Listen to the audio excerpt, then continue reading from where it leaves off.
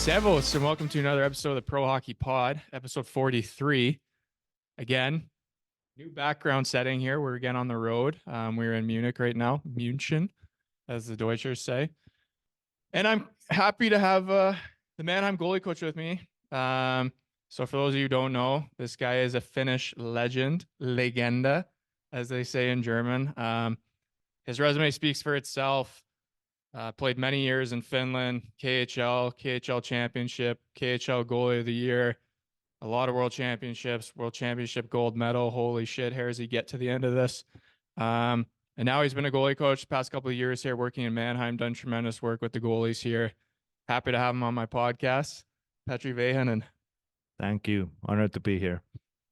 He's a little nervous, kind of like Yannick was about speaking on podcasts, especially with English. So I'll try to get him to talk a little bit here. But you were born in Rauma, Finland, 1977, not to date you, but kind of what's your earliest memory of your childhood there in Rauma? Well, I remember we lived in an apartment house there, and when you get down out of the door, you pretty much had a ice there. So winter times you stayed all day on the ice and having fun with the kids, and sometimes we played soccer and sometimes also a little bit hockey. And we were just in Rauma this year actually, so it was cool to see it. But there's a lot of water there too in some areas. So I'm guessing, back then, the ice was frozen or the water was frozen there in the winters, and you could go out on the ponds and play hockey as well. Yeah, my jersey got retired in my hometown, so I was watching some old videos, my first game. So it was end of October, we were playing in a natural ice. So I don't think that happens nowadays anymore. Definitely not with global warming. Little shout out to you there, getting your jersey retired. We'll get to that later. Don't you worry. No need to skip ahead here. But what age did you become a goalie? Like, were you a guy that played maybe forward or D before and then switched? Like, how was it for you in Finland there learning the game of hockey? Well, to be honest, nowadays in Finland it is that they change players and goalies, like everybody can try. But back in old days, I was pretty much they asked who want to be a goalie, and one of my best friends went to the line, so I just followed him, and I started right away that way. So that's how it started. So you owe everything, all the success you've had to this best friend of being the first guy to go, and you were just following. Exactly. That's funny. And what was your minor hockey path then like in Rauma? I'm guessing, kind of similar to what they do here in Germany. Like you start maybe like U7 or U9 and then it goes up like every 2 years. Is that how the teams work in Finland as well?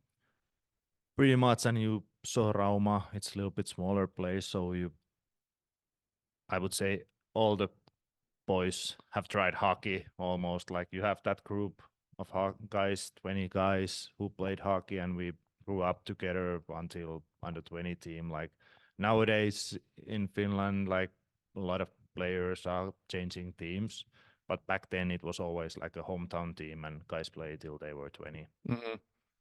And you yourself as a goalie, was there many goalie schools in Finland or anything like that you attended at a young age? We actually had right away when I started, like that was end of 80s, middle of 80s. So we had every Sunday we had a defensive and defenseman and goalies, like a 1 hour ice. So I had a goalie coach right when I started. Mm-hmm. And did you ever like travel? Because obviously, I'm assuming there was camps and stuff to maybe do in the summer, whether it was in Sweden or something. Was that ever something you did? And not in those days. Like I think it was big thing. At least have that 1 hour ice. Like those days you didn't have in Europe at least, or Finland or Sweden, like goalie camp. So it's crazy how far it's come, because now I feel like, every summer, whether it's Switzerland, Sweden, Finland, like there's camps, wherever they will keep the ice in, there'll be camps of some sort. yeah, that's just pretty good to see where the game has come. And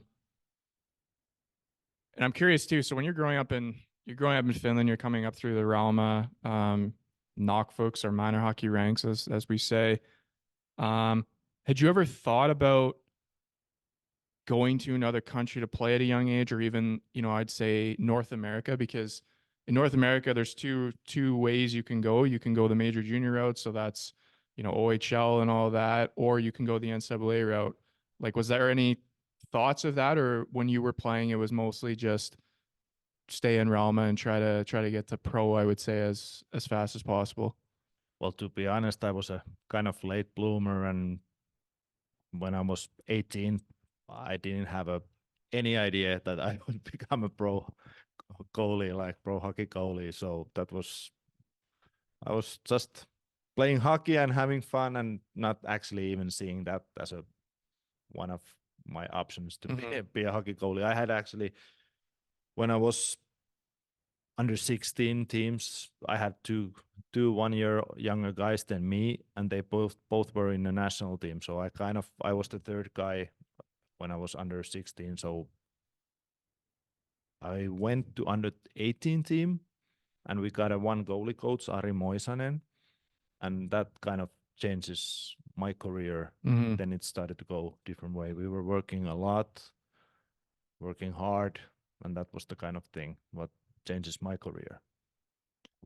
And kind of back to the question of North America, like, was there any guys maybe in your age group or around your age that, were taking the journey over to North America? Because now, obviously, at least with the OHL and stuff, you have like the import draft. So I think there's 2 rounds every year, and teams are free to pick who they want. And I know back then, NCAA might not have been very popular for Europeans, but were any friends of yours, any teammates, going over to North America to try some sort of hockey, or were they staying in Europe? No, they stayed in Europe, and like I said, usually in hometowns, like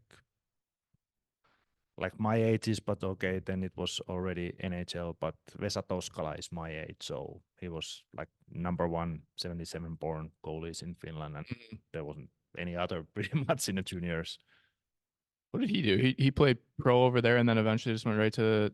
Yeah, he was 18 and he played in a league already then, so he was like a big talent. I remember him in San. He used to have the coolest mask in San Jose, the like the eyeball skull thing, Yeah. whatever he had. Yeah, he was in San Jose, Toronto. It didn't go very well for him in Toronto. Unfortunately, we had high hopes for him, but it's a hard place to play. Um, another question I had for you, as you said, at this young age, you're coming up, and a guy like Vesa is obviously at this point number one. But for young goalies, so when you're, whatever it is, if you're 16, 17, 18 years old in Finland, is it common for you to play U20 and then also get games in the other, I would say, like second professional leagues? Like you yourself, it had a different name when you played, but now it's called the Mestis, so it's the second league. Like there was a couple of years there, like you were playing both U20 and Mestis, getting games in. Is that pretty common for players in Finland? Yeah, it was, and like there's of course a little bit. Finnish under 20 league is pretty good, but there's a little difference when you get to the men's game. So yeah, some guys, I think even nowadays it's more often like young guys going to play in that mestis nowadays. So I think it's pretty common. Yeah, I found that very, very interesting. You had some couple of years, I think it was in UJK. Yeah, I think they have a different name now, but yeah.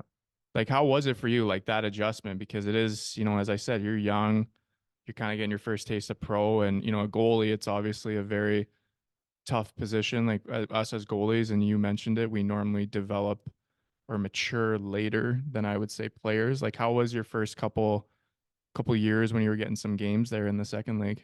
Yeah, it was kind of, I don't know if they even knew who I was when I went there, and kind of but I was actually I had a really good start there, and I think that's how I kind of started to get more games. Like I think they had some sort of injury or something, so they had to put me play. So There was nobody else. yeah, exactly. Oh, that's funny. And then after those years there, you end up going to Norway. We've talked about this off camera. Obviously, I played a year and a bit there in Norway, and a little different experience for you. You played in Stavanger, which nowadays is a powerhouse. They have probably the highest budget in the league, nicest arena. very good every year. And I think when you were there, they weren't very good. But how was that? That was your first year kind of away from home, I would say, but also your first year fully professional. Yeah, it was like a year before that. We have to go to army in Finland, so I was 1 year in army. But you can play hockey during that time and practice, so that's all right. But after that, I was kind of thinking, what should I do with my life? And I was kind of wanting always to go play somewhere, some other country, and that place opened up. And then I went there. We had a terrible team. I think I had a almost between 4 and 5 average, but I got selected as a best goalie of the league. So that pretty much tells how bad our team was then. Yep. 98, 99, Petri Vehanen, 31 games, 4.88 goals against, 88 save percentage. I mean, that's still pretty impressive with that goals against and goalie of the year. So you must have been doing something right. I remember we had a one game against Turhamar. The game was 5-5 and I had 70 saves. So, What about but that was really good. I played a lot. I get a lot Yeah. of shots, and that was, I think, for my development, really, really good year. Yeah, I have two questions. You brought up one before, but I'll get to that second. But yeah, just kind of we just mentioned there the development, like, you know, for you with young goalies now, you know, obviously you're on the coaching side of it.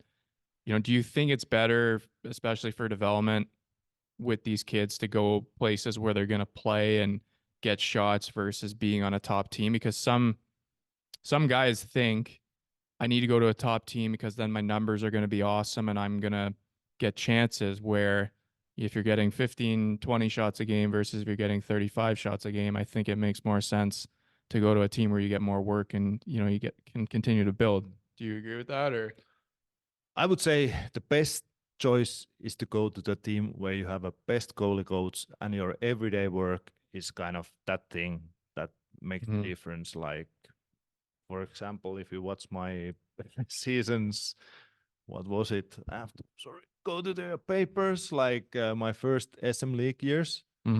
Okay, I didn't play that much games. Then you put when you were on the bench, but I think I played together 10 games, maybe not even that much in those 2 years. But I was practicing twice a day, and that kind of like I'm believing in some point in the start you don't have to play, but in of course after you have done 6 months, half a year, after that you have to start to play. But to your question, it doesn't matter if it's good team or bad team. I'm more concerned about what is the everyday life. No, that makes sense. Obviously too, it depends on kind of where you are. Like some teams might have a goalie coach that's there every day and some might have a guy that comes twice a week. But I just know for me, when it was growing up, it was good for me. Like when I played minor hockey, I always had a good team, but we were still a team that, you know, I would get some shots every night.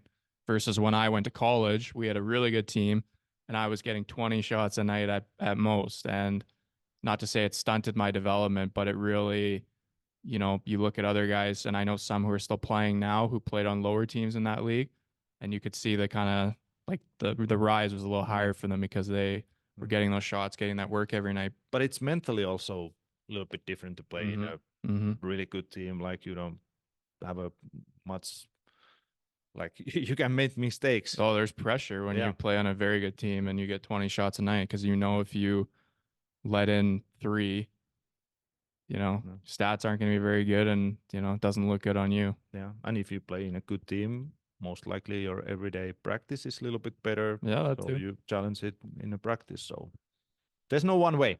Yeah, but I wasn't a practice player, Petri, so there was no challenge in practice for me. Everyone will know that I was a gamer. No, you brought up a point too about the army there, which is an interesting point. It's not very common for us North Americans. So I believe the rule is in Finland you have to do 2 years of service or 1. No. It's nowadays it's I think it's 6 months. Okay. You're out if you want it, and you can if you're a pro athlete in a good level, you pretty much you have to be a couple weeks there, and so it's I don't think it doesn't ruin anybody's career. No, but that's cool because in North America, for example, like if you're joining the army, like you're full in, Yeah. and you're not doing anything else. Where, to your point, you could kind of do both. So like, what was like a daily schedule or like a weekly schedule for you when you were rotating both? So mostly you're once in a month your weekend you have to be there, but if you had a game you get out. But weekly, I would say we start service around 7, wake up 6:30, 7, then you get out 2 o'clock, go practice, come back at night, go to sleep. And So was kind of you working in army mhm. from you have to sleep there and then working from 7 to 2. And was it like hard training and stuff, or like hard exercises from that 7 to 2, or Not for athlete, like okay, it was long days for sure, like if you and sometimes we have a like camps in the forest, so you have to stay there 1 week, so those are tough ones, probably mostly because yeah. you don't get sleep that much, but it, like I said, it doesn't ruin anybody's career. Where was yours? Like, was it in Rauma or somewhere close? It Or close 60 kilometers from Rauma. okay, So and we had guys from the same team, so so okay. we were driving together and Oh, it's interesting. It's obviously a different life. yeah, I yeah. can't imagine doing that at, whatever it is, 17, Yeah. 18, 19 years old. It wasn't fun then, but afterwards it was fun. Fair enough. Yeah, then after that year there in Stavanger where you won goalie of the year, lots of Finnish teams came calling, and you went back to Lukko there, Rauma, your hometown, and I mean you spent so many seasons there. But how, like, let's just talk about your development there. I think you played the next 4 or 5 seasons there with a couple stints. You went to Italy, I think, at one point. But like, did you feel you were starting to develop, kind of taking a step every year? Yeah, well, to be honest, what happened there wasn't too many teams calling me, but there was actually one goalie got injured in Rauma in a summer practice on the ice, and uh, buddy, the guy who started to coach me when I was 16, like he called me and asked, or 18, he called me that can I come to the practice because I just arrived from Norway, and I said sure, and I had unbelievable practice. Like I was diving and fighting every puck and everything hit me. And we had a coach then, Vasily Tikhonov, Viktor Yeah. Tikhonov's son. Yeah. So he fell in love with me a little bit there, and he said that they wanted me as a backup. So kind of it was one practice difference that I didn't have a career. So That reminds me of the Pekka Rinne getting drafted from a warm-up story. yeah, exactly. So you You never know who's watching. So you kind of you have to give your best. you Finns. You always just seem to find a way. The pesky Finns, Yeah. as we say. But yeah. So the next couple of years there, as I said, you end up staying in Ralma there, and um, were you by the end of your stay there? I think it was like you played 4 years, as I mentioned. Like, did you become the number one then, or they had still always kind of had someone ahead of you, and you were on the uprise? I had my first year, Tom Draper was the first goalie, and I was a backup. And like I said, I didn't play maybe 1 or 2 games. And next year was Bruce Racine, Mm-hmm. and he played. I would have maybe 5, 6 games. So, but after in my third year, we started the kind of with a young team, and I got my chance, and that's how it started to be as a first goalie.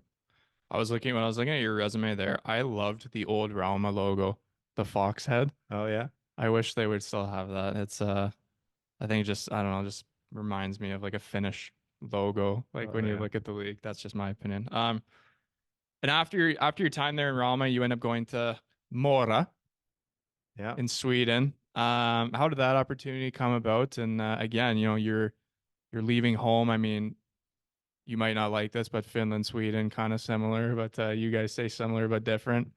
I would say it's a pretty. It was easy to go Yeah. to Sweden, and there was in my hometown that 3 years project, and it kind of ended, and I really needed and wanted something else. Mm. Like that group was a little bit spreading different teams, and I felt like it was my time to little bit see something else, and there was some interest in couple teams, so it was nice to have a first time in my career some choices. And that league too, like the top, it was the top Swedish league, Yeah. right? Yeah, the Elite Syrian, as they say. Now it's called the SHL, but I mean that league is fast hockey. That was that was actually Mura is a really small Yeah. town in the middle of nowhere, but I was happy there. Like team was we made to the playoffs. Like that was funny because year before that was a lockout season and they had some good Mm-hmm. NHL players, and next year we had we had 5 Finns or something, so we had a little Finnish mafia there, so it was easy for me. But nobody gave us any respect. Like they thought we will be the last ones, but we made it to the playoffs, so that was, Mm-hmm. we were 8th place or something. So that was big thing. Finnish Army, they always find a way. And after that year, you end up going to, this was your first stint in Russia. Not even going to try to say this team's name. Just going to say double N. Nizhnekamsk. That one. Um, for someone like yourself, I believe you were 29 at this time, turning 30 the year you went there, 06, 07, correct? Yeah. Yeah. Good math, Andrew. Thank Yeah. you. Was that you had done well the year before in the SHL, which is obviously a very good league, but going to Russia, that's very renowned for probably the best European league. Outside the NHL is probably number 2 in terms of hockey. But how was that experience for you? Like that must have been a big culture shock and just kind of another big jump, I would say, because obviously there's a lot of good players in that league. Yeah, actually that wasn't KHL, that it was Russian Hockey League, so there wasn't too many Western players before me. Couple of them, I know one Finnish player was before me or something like that. So it was I don't know. There's probably not that many people who has traveled in Russia, but let's say that Nizhnekamsk is not one of those places people go. Yeah. Okay. Fair enough. But how was the hockey and stuff in that league? And as you said, then it was kind of a different league, and like there probably wasn't as many imports as there is now, or was it similar?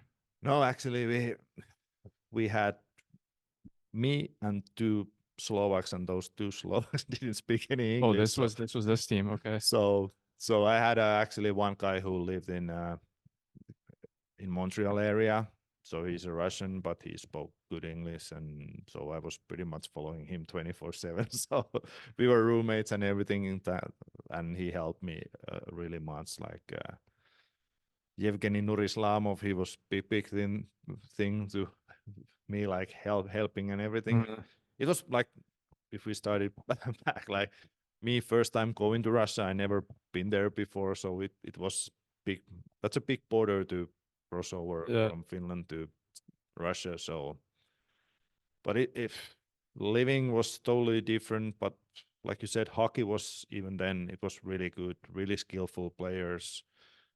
Even like Europe, normally you pass a little bit more puck, but Russians they love backdoor. Like they don't shoot even they would have a great chance. Like that was something to kind of learn that hockey. But I think that was one of my strengths.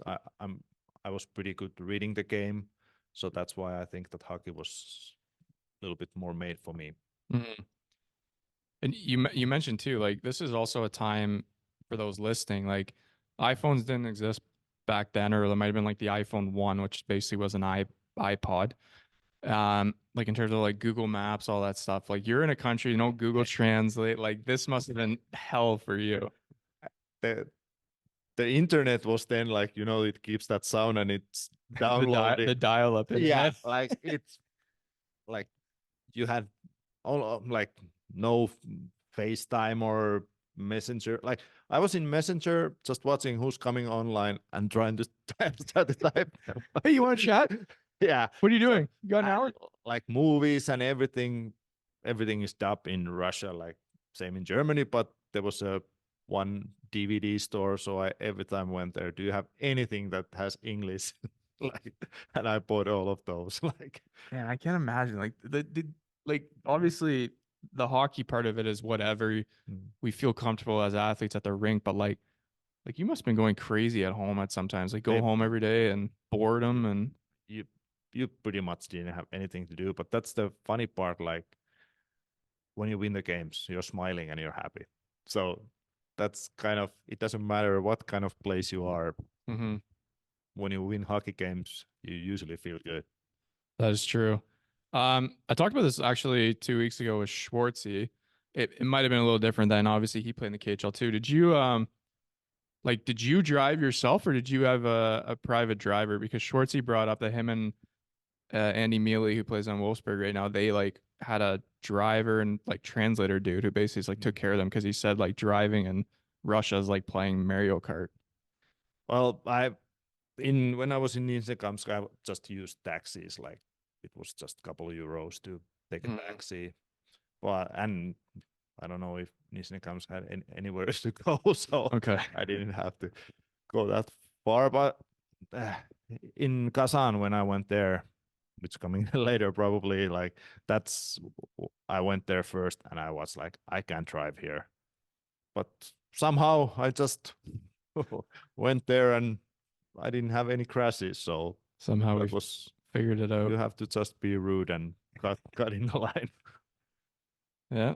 Gonna eat or be eaten. So after that year in Russia, you end up going back to Lukko there, Rauma again.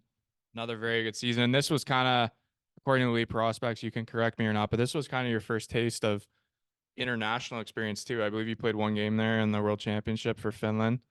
Yeah, Elite Prospect states it, so whether it's right or not, but at this point, like, are you kind of like thinking as a person, like, hey, I don't want to say like I've made it, but maybe looking back on where you'd been like 5 years before and always waiting behind guys. Now you're the guy. Like you're the guy playing every game, you're going to all these other countries having success. Like did it kind of give you some gratitude or like self-confidence, I would say that okay, all these years of working hard and how I see myself as an athlete, with my work ethic, like it's paying off.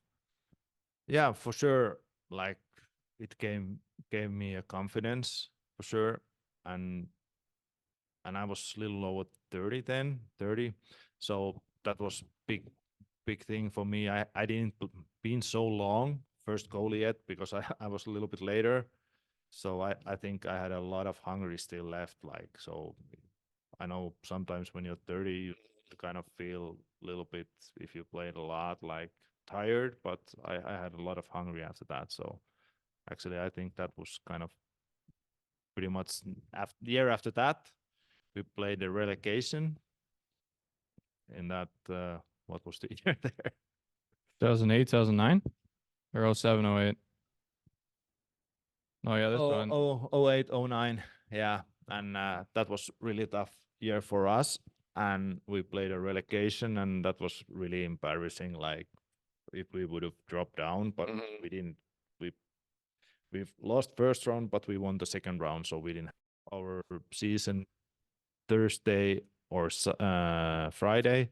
So next Monday, I went to practice, and I had a really hard summer. Like that gave me a lot of motivation.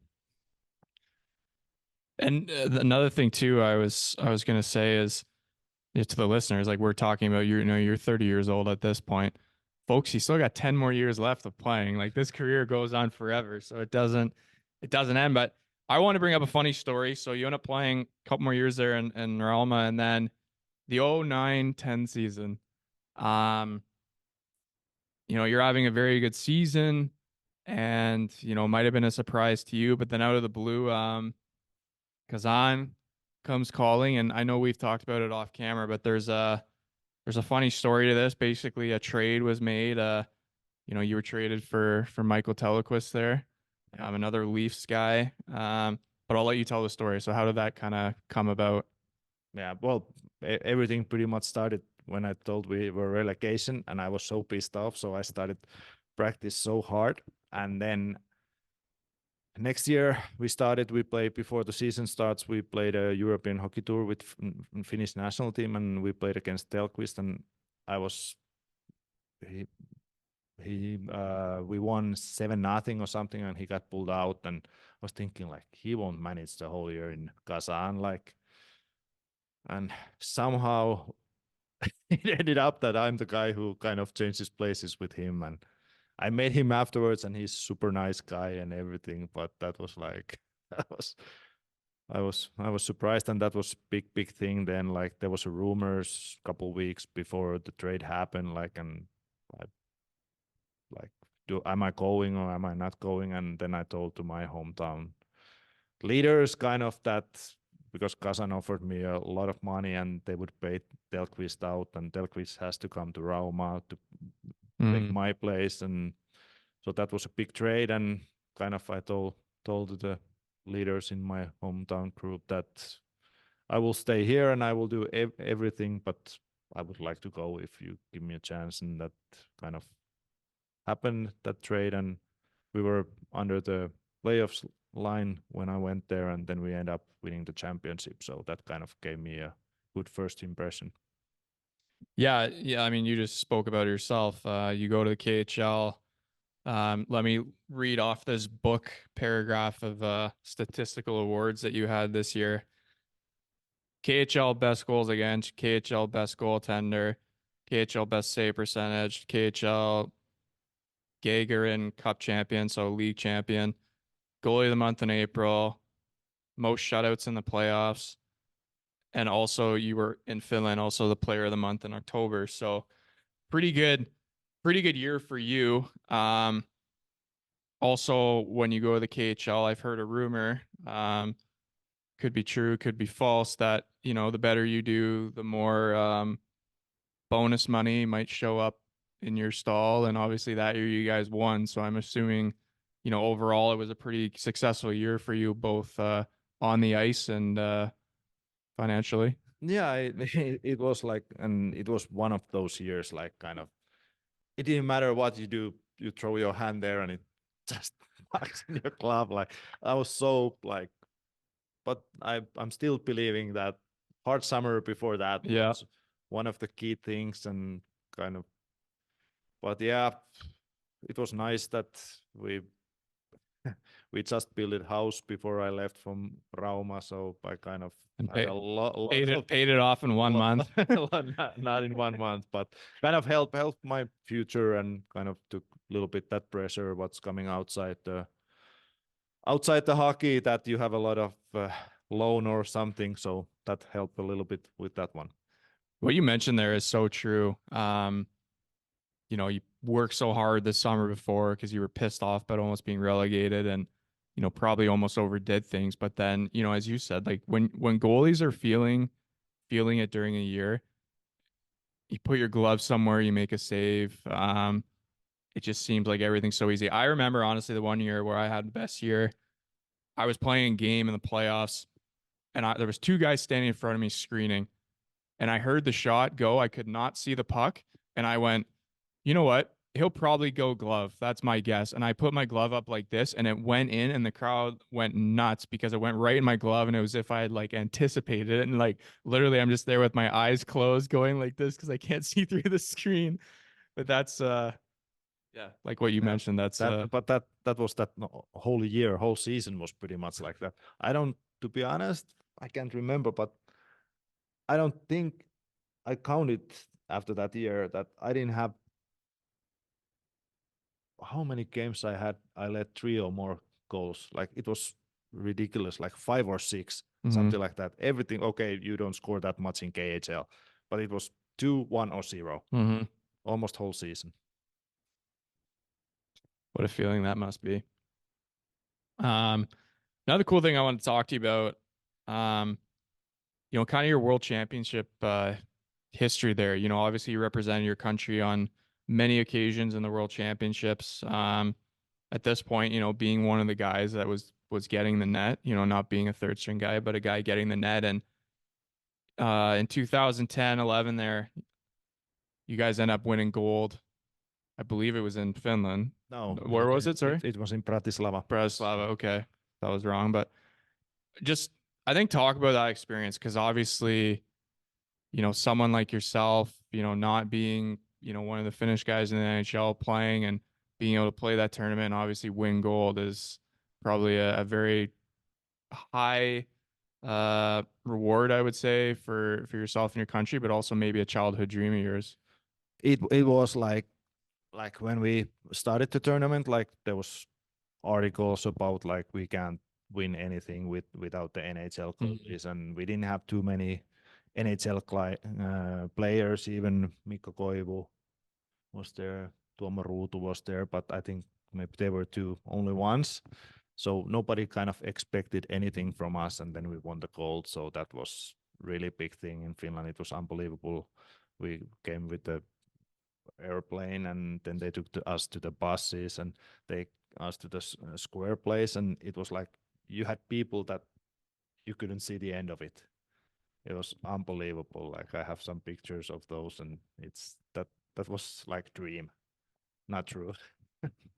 Where was the picture? Was it in Rauma where we saw the picture of you with Yeah, you're on the ice? yeah, that's from that tournament. Like Yeah, my yeah. buddy, like we are both from Rauma, Janne Niskala, so Okay. we were roommates and we wanted together. So that was really nice to have one of my good friends there with me. I just remember, to be honest, I just remember seeing your facial expression in the picture, and it was almost like you're kind of like in disbelief, like you can't believe, you just won. You know what I mean? Like it's just like you're happy, but you're also like this isn't real. Yeah, it was like I said, like nobody gave us any chance. And I don't know if you remember, Mikael Grandul did that Michigan in a semifinals against Russia, and that was like then was unbelievable. Like everybody started kind of believing that. Before that, I think we weren't. We were just playing, but Yeah, yeah. after that, everybody started to believe that dream and kind of winning 6-1 in finals Sweden. I think it was 1-1 after 2 periods, so we won the last period 5-0. So Not a bad way it ended. no, Um, so you end up playing a couple more years there in Kazan, and then go back to Roma again for 1 year, and then this time you end up going back to the KHL and Praha there in Prague. But I'm curious, so at this kind of point in your career, you're constantly proving that you're a very good goalie being able to play in the KHL. So why the return back to Rauma for the 1 year and then eventually the return back to the KHL? well, to be honest, why I left this was kind of what happened to Yaroslav airplane. So that kind of scared me a little bit, and I kind of couldn't get over that. And I felt like we had a really tough year, that one. Like we had a tough old school Russian coach, and I wanted to something else. Like then I was probably in that point that I wanted a little bit enjoy and have fun, like kind of that perspective. And I think my family also, they wanted to go home then. So there was a lot of things that kind of made that decision. Yes, I left a lot of money on the table there, but that's not the biggest thing in the world anyways. The travel in the KHL, like it's a lot of flying and changing time zones and all that stuff, isn't it? Like it's just the way the country's kind of set up. There's I don't know, is it 7 or 8 hours time differences? So, but it's easier when you're, because we were on the west side, so you always pretty much keep your own time. So you go somewhere, you just leave your own time and don't change that. But it's a different when you play in Khabarovsk or Vladivostok, like then you have to change the time. So I couldn't do that. Is it kind of like, is it structured the same, like kind of like NHL there, where you might go like a week or 3 games on the road and like just fly around, or was it kind of fly there, play, then next day fly back? No, you usually play 3 or 4 games in the same area, play those 4 games, and then you fly home, play 4 home games. Okay. No, it's interesting. No, but yeah, you obviously, as you said, that incident happened, and then a lot of other people came out and said, yeah, a lot of the, whether it was airplanes or buses or whatever, like there was a lot of older machines, I would say, being used. It changed after that. Yeah. But still, like kind of something changed on me too. So that's, and like I said, that wasn't the only thing, but that was really hard for me to kind of get over it. Any Russian gas, Petri?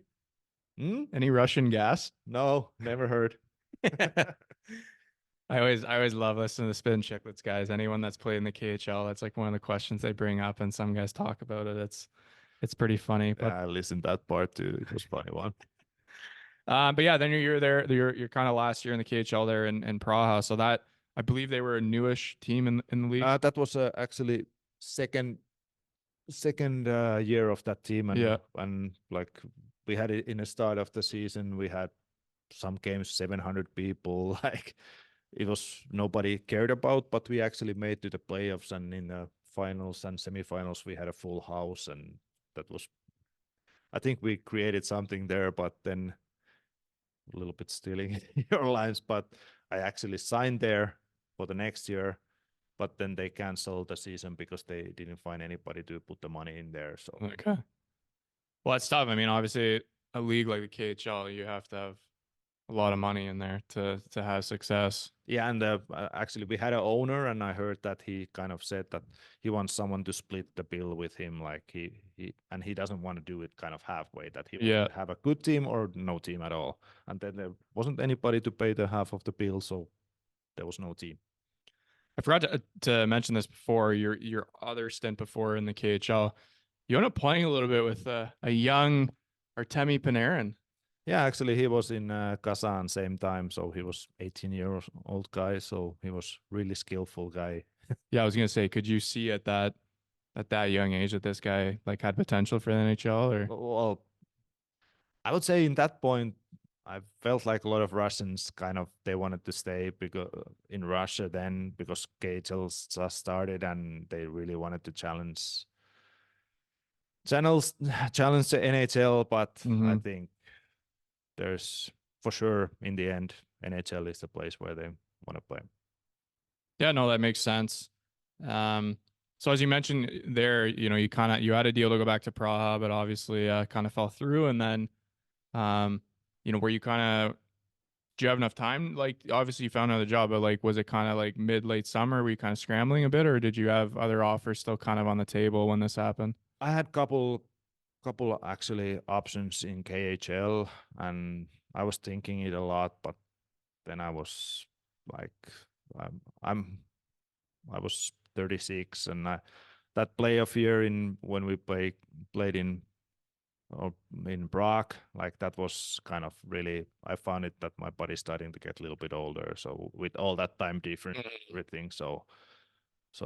And by the way, living in a Prague and playing the KHL, that was pretty much fun. Like Prague is a nice city. You're flying to Russia with the European planes, everything like that's kind of what. I've heard Prague is a good time. Couple Czech guys I played with love going there. Teams go there for breaks, so it seems like a fun place on the bucket list. But then you end up going to Berlin there, Ice Bear in Berlin. Um, a very pronoun team in Germany, especially at this point. They had gone through a stretch. I think before you got there in the last 10 years, they had won whatever 7 or 8 championships. Uh, yeah, crazy stretch there.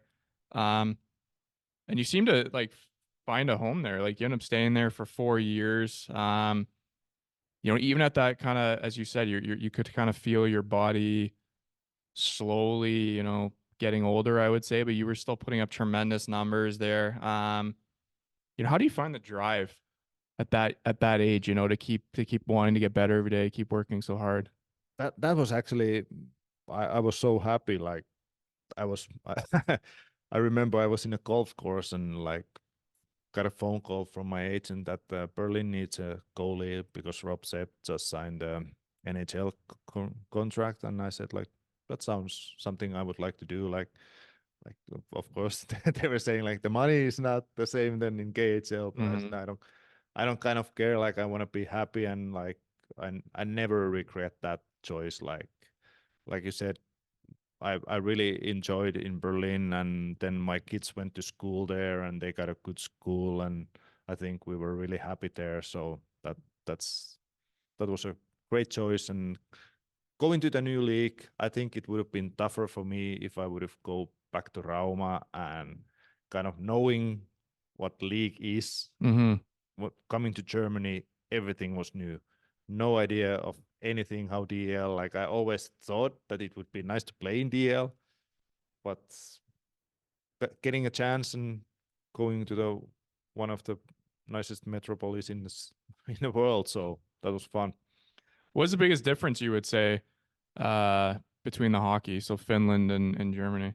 I would say it's in a goalie perspective, it's a way more challenging in a DL. Like Finnish league is so organized, kind of a little bit sometimes boring, I would say.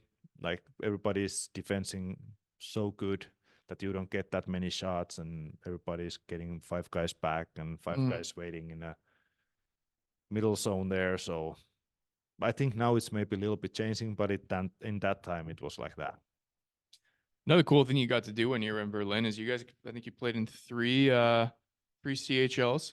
Yeah. So that, that was when I think they had just, like at that time it had just like started up again because there wasn't much talk of it before. But like, that must have been a cool experience. Playing in that tournament. Did you end up playing any Finnish teams when you guys were in it? We played actually in Lappeenranta one year, so that was nice. And it used to be then that you have a group stage that you play one home and one away. So, Yeah. So we played actually Jussi Markkanen. Oh yeah. He played in the other end, so we had a same agent, but we didn't know each other that well. So, but we went. I took him in a dinner in Berlin, and he took me in a dinner in Lappeenranta. So yeah. It's nice. Isn't he was or is still the GM in he's Saipa? Saipa, but now he's actually a sports chef in a whole league. Really? Yeah. And he's really gone all the way up. I remember his Edmonton playoff run that one year. Yeah. When Dwayne Rolston got hurt, it put him on the map there. Yeah. No, that's cool. Speaking just of the CHL, like we did it this year. Obviously, we went to Rauma there, and before that, Tappara. And I must say, in Rauma, you set the team up well. You took the boys out. Took us to where would you go? The sauna with the water there and the nice restaurant. That was cool. Like for those listening who've never been there, it's like you're driving through the woods. You feel like the woods are never going to end. Yeah. And then all of a sudden this just like building just shows up on the water and it's like, out front, nice restaurant. Then over here, different types of saunas, different rooms where you can go do sauna in. Then you go down the dock, another thing with a sauna and all of them fridges full of drinks. Yeah, whatever that word is. Great drinks. I really felt it the next morning though. But and just you're on the water too. So you go in the sauna. They also had hot tubs. And then after that, you run down, jump in the water into the freezing water, and it was kind of like cold, hot, and it was really, really cool. Very small town, I will say. Yeah. Great karaoke scene. Never been there. Some of us can comment on that. I'll have to get our other Finnish buddy on who was just running the mic that night. But no, very cool experience. And another thing you did, which I think is cool, it's cool to see now the progression in German hockey. You played with a lot of younger goalies when you were in the league who now are, number ones, and one of them is the national team number one goalie. So you have, for example, just Matthias Niederberger and Franz are up there, who's now in Bremerhaven. Unfortunately, he's been hurt this year, but Cooper is as well. Yeah, I was going to bring him up. So those three guys who, kind of all went through the Berlin system at young ages. Anziska, actually, I played with him. Yeah. He was a guy. We're going to talk about him a little later. But yeah, so it must have been cool for you to see now, I should say, those guys when you were kind of on the way down in your career, like getting up there, like going out and seeing these young guys come up. And does it surprise you that these guys have had the success they had, or could you see it at a young age too? I think without names, like some of them, of course, you could see them, and some guys maybe a little bit surprised. Yeah. So. Oh, that's good. I mean, I always say some guys figure it out, earlier, and some guys figure it out later. And, a guy like Niederberger, obviously, number one goalie, Team Germany, has had tremendous success. Won, I don't know how many championships won in a row now, 3 or 2. Yeah, 3. Yeah. I mean, guy knows how to win and play under pressure. That's what every team wants. But no, that was kind of cool. And sorry to bring up this terrible memory again, but you know, you end up playing 4 years in Berlin, as I said. Your last year in Berlin, you guys end up going to the finals there against Munich. Go to Game 7, and you know, if we're writing a storybook ending, it would have been pretty perfect and surreal for you guys to win, and then that was it. But unfortunately, that didn't happen. But you know, kind of going through that season, leading up to the playoffs and stuff, did you have a feeling that this was the last year? Actually, we were in. It was Olympic year, so we were in Olympic break in LA, and we were staying in that practice facility of LA Kings. Mhm. And there, I remember I took Peter, John Lee, and Reish there, and I told them that this is my last year. So I think that was one of the last drives I got for that last season, kind of that. Mm-hmm. But it ended a little bit too early. But I think on the other side in Munich, they had two players who retired also. So good for Mm-hmm. them. Who were those guys? To be honest, I can't remember. I was gonna say who would those guys have been? Ah, whatever, good for them. Did you always know like when you were done you wanted to stay in hockey? Well, okay, we have to a little bit Here go. we go. We have Stories. to go a little bit back. This guy Back. told me he wasn't gonna talk on this Yeah, podcast, so now we're getting it out of him. yeah. So I got a call from actually my old teammate in Berlin and Kazan, Antti Mietinen. He was already retired and he was working under 17 Finnish national team. And they lost their goalie coach to the Finnish men's national team, so they needed a goalie coach. So he called me that would I be willing to do that, and I think that was kind of sign that maybe it's time for me to retire when guys are offering me a goalie coach job. So that kind of was a little push towards that I was started to think that maybe this is my last year, and then that's how this another career started. Yeah, and what a career it's been. Obviously, as you said, working for the Finnish national team there, and also a couple of years back in your hometown in Rauma, both with the U20 team and also the pro team, and kind of who you mentioned before. You got to work with and Chichka there. Yeah, actually, I was a little bit more on the junior side, like so. But Topi was our under 20 Mm-hmm.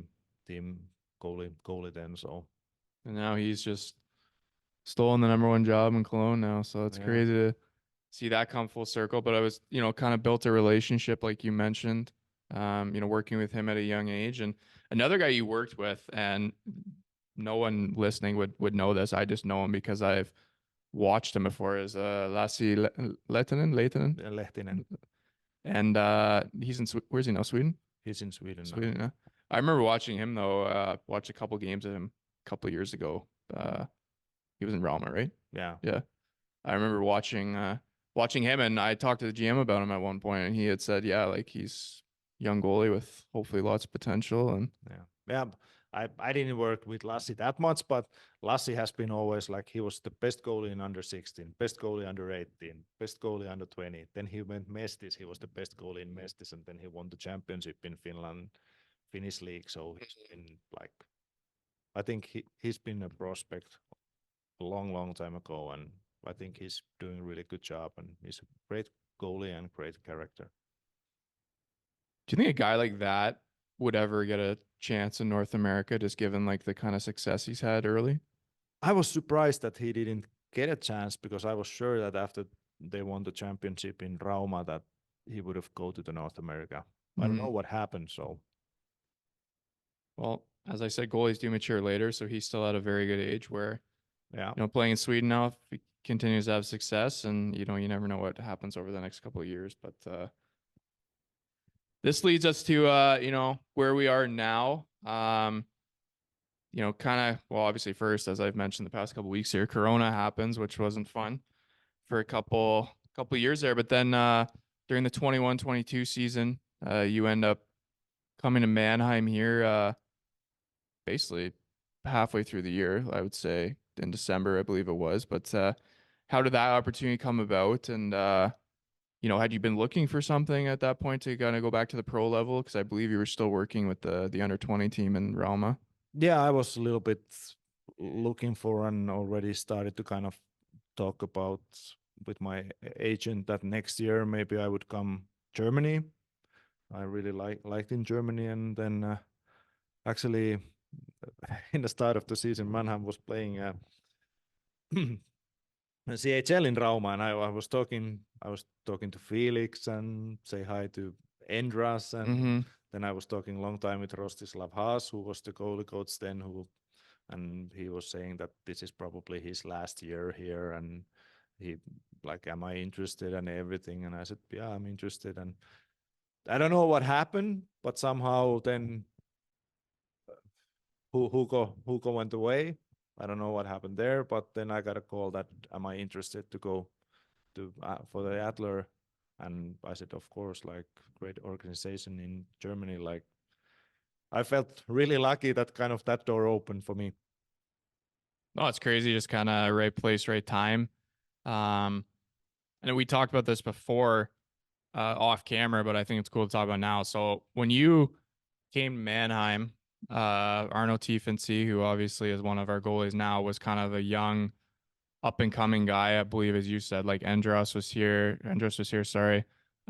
Felix was here, and Arno had kind of been in the second league there, starting out at a young age. I worked with him, I think, the 2021 season, so the season before, and then just how have you seen him progress and just kind of maybe make adjustments to his game, whether it was him or you influencing that? Because I don't think anyone 2-3 years ago would have said he was an NHL draft pick and become a number one at such a young age like he has, because it's just tremendous to see a young German guy with a lot of talent like he has.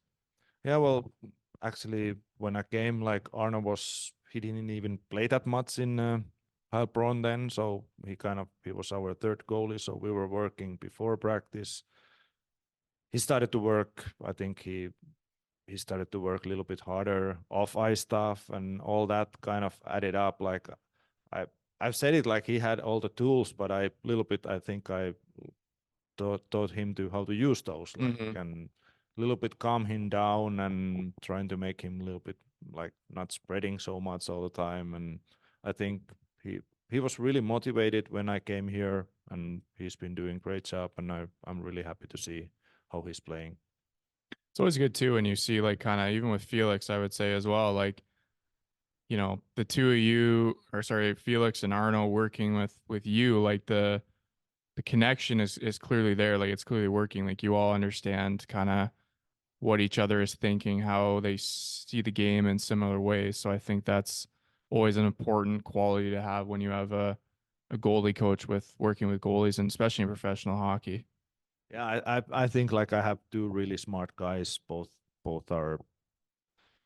There's a rumor always thinking that people thinking that goalies are dumb, but the closer you play your own net, the smarter you have to be. And I think I have two really smart guys here, and we are in the same page, like talking about thinking pretty much same way. So We've already established that wingers are the dumbest. We got Kurt for that one yeah, on the bus a couple times, but no, that's all jokes. Just curious too. Just kind of, we're gonna change directions here back to kind of Finland. How has the goalie coaching in Finland kind of evolved over the years, would you say?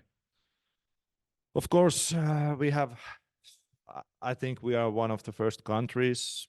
I don't know the North America that well, but in Europe at least, we are the first countries that started to having goalie coaches. Like we became before Sweden or any other countries, and I think it has been we have been in the like a first row of goalie coaching all the time. I think now we are a little bit like we don't have that many prospects, but I think one of the biggest thing is like 10 years ago when the KHL started was that all the best Finnish goalie coaches were hired in the Mm. KHL, and I think that's one impact that why Russian goalies are so big in in NHL nowadays. No, we talked about this before too. Was I mentioned to you, whether it was 10 years ago, whatever World Junior it was, the year that they won or were trending upwards, and I think they won within this time frame was 2012, 2013. I remember it was in Sweden somewhere, and I remember just all the reporters were talking about how these Finnish goalies like were just coming out of nowhere and like kind of going up on the trending upwards versus where the Canada was slowly dropping off from their dominance. And then to your point, these goalie coaches or most of these goalie coaches that probably had been influencing Finnish goaltending were now getting noticed by Russia. And now, to your point, where you see kind of 4 or 5 years later, all these Russian goalies and to now are getting drafted every year because you see guys, like Vasilevsky, Bobrovsky's a bit older, but I would say guys like that having success. Yeah, I think he has also a Finnish goalie coach there in the summer times, and so I would say that that's a big impact in. Mhm. So basically, what you're saying is, if you want to be a successful goalie, hire a Finnish goalie coach. I think you have to a little bit also work yourself. So Yeah, but maybe is there so now like now kind of this time now, so 2024, is there any like in Canada we obviously have a big network of goalie coaches and guys who run camps every year, but is there any big goalie camps in Finland or that you would recommend or even in Sweden? Like just kind of I don't know if you like my opinion, but I'm not actually, to be honest, biggest fan of goalie camps mm-hmm, because I believe like what you do in 1 week, you'll forget it in 2 weeks. mm-hmm, So I think more you need that good goalie coach. I don't know if you have a camp, you have a guy, and you have a good relationship that you can a little bit work it on the phone and that. But I'm believing more that everyday goalie coach in a team mm-hmm, and having that work doing every day and you challenging those goalies mm-hmm. to do that work every day. Well, I guess I won't promote my goalie school on this podcast now because Petri doesn't approve of it. But no, I think it always intrigued me because for me growing up, I felt like it did help me, but it's every summer, you see these kids 3, 4, 5 weeks of goalie schools, and sometimes it's the same one, sometimes it's 1 week here, 1 week there, because you're trying to pick. But that's what I'm coming also Yeah, like you stay with that one. yeah, Like I don't believe that you pick one something there and something there. Sometimes goalie job is boring, mm-hmm. but you have to do that work. So just changing everything, usually those guys don't end up anywhere. Oh, it's an interesting thought. I was just thinking too, like when you're a young goalie, so say you're 10, 11, 12, like you might not have uh the luck of being able to work with a goalie coach all this time. So Yeah. that's where I was kind of thinking like, they get to go to this goalie school for a week. And yes, I understand it's 1 week of 52 in the year, Yeah. but it's still good for them. And um, And once again, we are coming from a little bit different yeah, places, like because in Finland you pretty much have every team has a goalie yeah, coach. yeah, that's true. So that's why. But I don't think that's that big business in Finland too. What do you know? What have you done? Inside joke there. No, that's true. Um, it's crazy though. Like these North America, like I don't want to say it's like a scam, but it's the amount of goalie schools there are, and like the amount of kids going to these things. Obviously, bigger country and stuff, but And I'm not saying everything is bad, but for sure there's always when there's a no, lot no, of Petri, we get it. options. No, no, Petri, we get it. So it's fine. No, all good. It's nice to hear your opinion on that, and um, definitely made me think of it a little differently too, because that is true. Like, can you really, smart guys probably can. I wasn't known for my brains, but can you really take something from 1 week and continue to use it? 52 weeks. Yeah, exactly. To be honest, though, for me, there was one thing because when I was coming up through pro, I was going through that when the RVH was just kind Yeah. of starting. So I remember working with Eli Wilson, who I believe worked for Vancouver, but NHL. Anyways, he worked in NHL, and very successful camps, but I remember just like kind of talking with him about it, and he kind of did explain some stuff to me that I was able to use. But you know, whatever. It is cool to see. It was nice to just have a different opinion too. But we'll move onwards now. Agree to disagree. No, Yeah, I'm actually gonna think about that's this. that's just my opinion. I'm actually gonna think about this now. Maybe I was taught the wrong the whole way. Maybe that's why my career ended so early. But have you learned uh like anything or things from being a goalie coach that you wish you knew or thought of differently when you played? Because I think like for me when I got into goalie coaching, it was cool to be on the other side of it, and then you can see scenarios that, oh, that's why they were telling me this, or oh, you should play it like this. Like, if you kind of, you understand what I'm saying? Like, have you kind of seen it that way? I understand what you say, and but I have to say that I have been always really well coached. Mm-hmm. Like I have one guy, Ari Moisanen, who I told who became when I was a young guy, Yeah. and he always explained me everything, and kind of I wouldn't say I had an opinion or chances to say anything against, but what we did, he told me why we did it and everything, and like I said, I never been a talent. I've been well coached, Mm-hmm. and that's kind of, and he kind of also, I think it helps me my career in this after hockey life career or coaching, like it helps me a lot on that one. So I only thing, of course, time is different nowadays, but I think that off ice stuff and everything, that's a big thing. Like you have to be. It used to be when I was young that the goalies are always last in all the testing and running and everything. That's like now you have to be in the top. That's why, that's why a lot of kids became goalies around my age, because it was less skating. Yeah, I know. I know. I'm in the same Petri's group. like, that was me. Yeah. Um, No, I was just following my buddy. no, that's cool. Cool to hear. Obviously, it's cool to hear your opinion, because you obviously are someone that's had, as you mentioned, goalie coaches and good goalie coaches for most of your career. I know someone myself, like college, it was always like part-time guys, or a guy that was focused on assistant coaching more. So like he didn't really have that day-to-day work. And then even in pro, like France, Norway, no goalie coaches. Del 2, when I was there, we weren't affiliated with Mannheim and Heilbronn, so we definitely didn't have goalie coach. I think to be honest, the only place I worked with a goalie coach was my 2 weeks in Deggendorf, because they were affiliated with Straubing, and it was the same guy who's there now, Manuel. So like, but that's just funny for me, like, to see it the other side, where you said in Finland it's normal in most places to have a goalie coach kind of all the way up, and spoiled country you guys are. I know, and like I said, I've been lucky that I've been blessed with a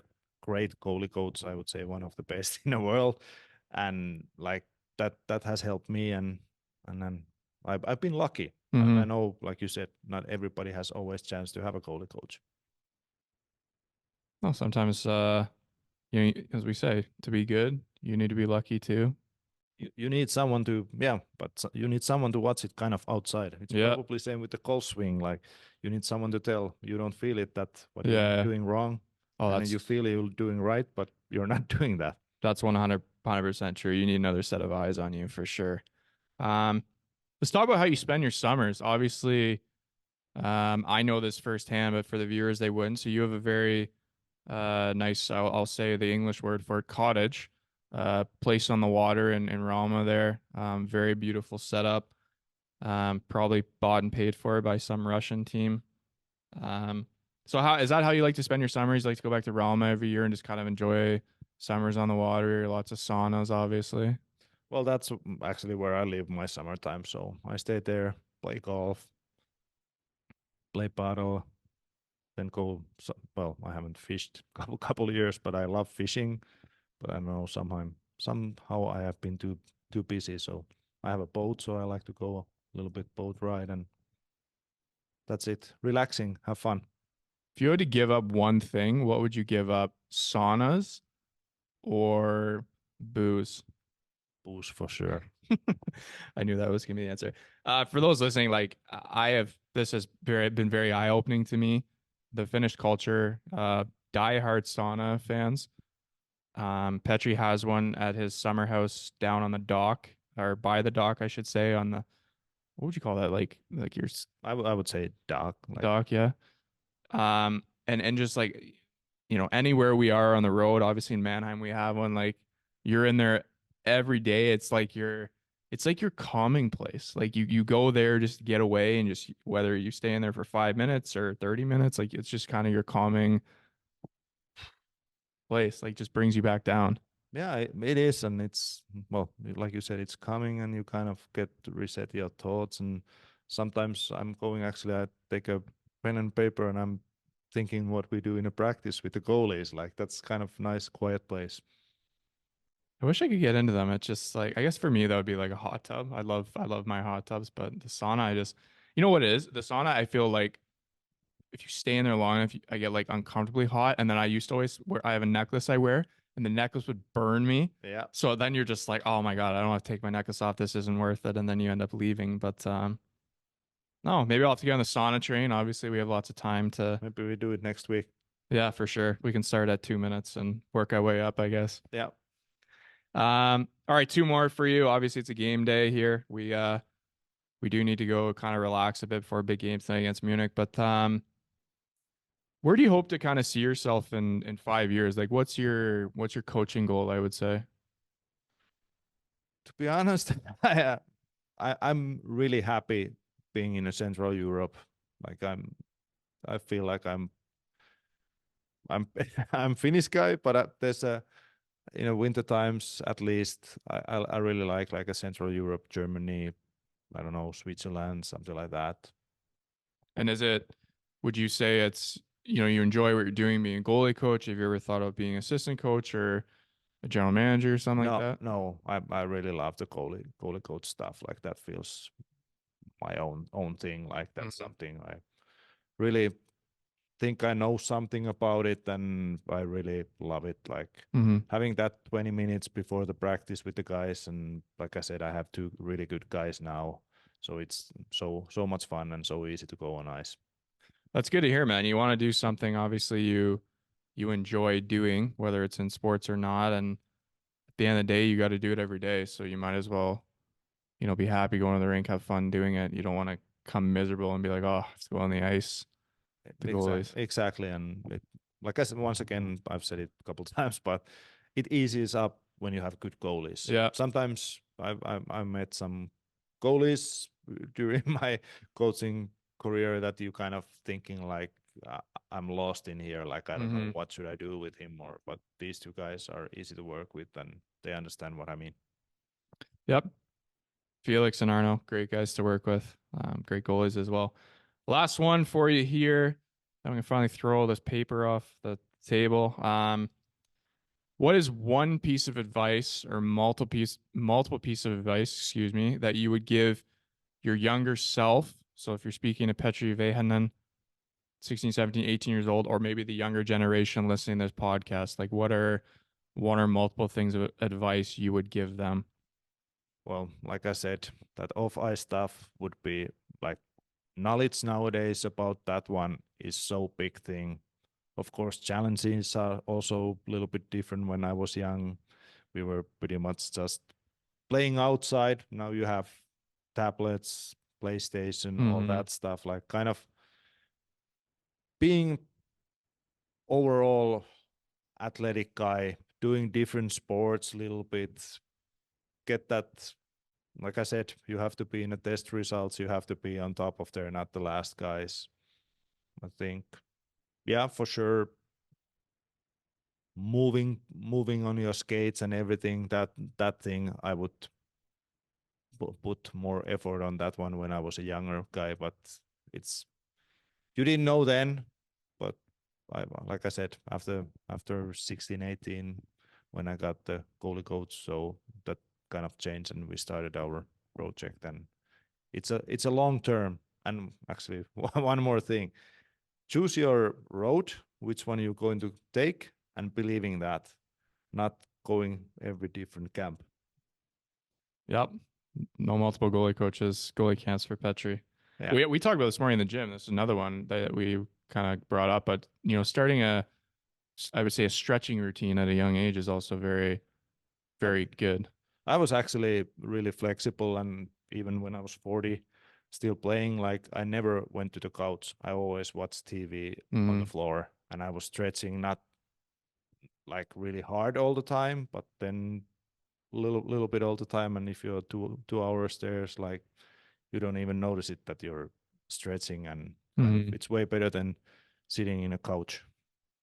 I know so many goalies who like tell me, "Oh my God, like I wish I started this 10 years ago. Like my flexibility is brutal, or my mobility in my hips." And it and you feel it yeah, right away. Like even just like you said today, like you feel like you're in an airplane seat, like you feel so stiff. And yep, that's true. And the last thing I wanted to mention here just came to my mind.